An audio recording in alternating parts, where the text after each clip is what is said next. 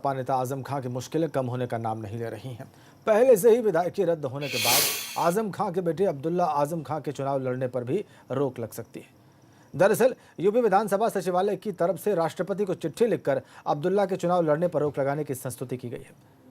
विधानसभा सचिवालय की ओर से अब्दुल्ला आजम को दोषी करार दिए जाने पर लोक प्रतिनिधित्व अधिनियम 1951 की धारा 8 के तहत चुनाव लड़ने से रोकने की संस्तुति की गई। इसके बाद अब चुनाव आयोग से सहमति लेकर अब्दुल्ला आजम को चुनाव लड़ने से रोकने का आदेश भी जारी हो सकता है।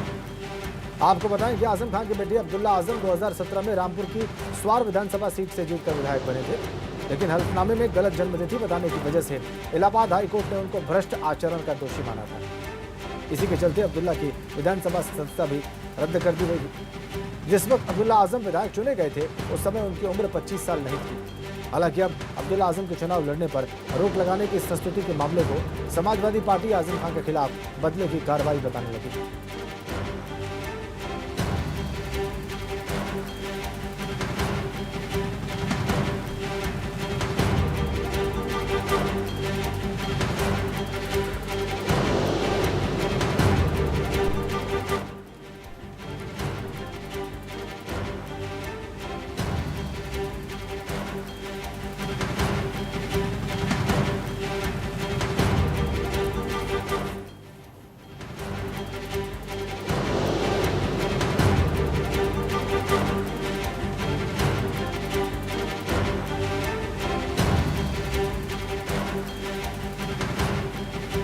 भारतीय जनता पार्टी की सरकार लगातार सिस्टमैटिक तरीके से, कॉन्शियस तरीके से टारगेट करके, आइडेंटिफाई और आइसोलेट करके समाजवादी पार्टी के कार्यकर्ताओं को, नेताओं को विक्टिमाइज करने का, परेशान करने का, तंग करने का एक पूरा उत्तर प्रदेश में वृहद प्लान चला रही है। समाजवादी पार्टी के नेताओं को और हमारे साथियों को जानबूझ के आइडेंटिफाई किया जा रहा है। ये बिल्कुल गलत है। डेमोक्रेसी में सबको अपनी आवाज उठाने का मौका है।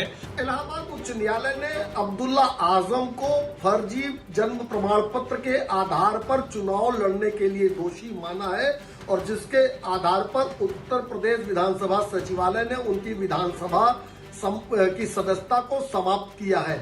अब लोक प्रतिनिधित्व अधिनियम 1951 की 8 के अनुसार उत्तर प्रदेश सचिवालय ने माननीय राष्ट्रपति जी को यह संस्तुति की है कि उनको चुनाव लड़ने से रोका जाए। चलिए आगे बढ़ते हैं। गाजियाबाद के कविनगर थाना इलाके के लाल कुआं पर भारत पेट्रोल पंप के पास बनी पार्किंग में खड़े ट्रक में आग लग गई। देखते ही देखते आग ने पास में खड़े दूसरे ट्रक को भी अपनी चपेट में ले लिया। पार्किंग में जिस वक्त आग लगी उस वक्त पार्किंग में 15 ट्रक खड़े हुए थे। दमकल विभाग की 2 गाड़ियों ने मौके पर पहुंचकर दोनों ट्रकों में लगी आग पर काबू पाया। जिस पार्किंग में आग लगी है उस पार्किंग में परिवहन विभाग ने सीज किए हुए ट्रकों को खड़ा किया हुआ था।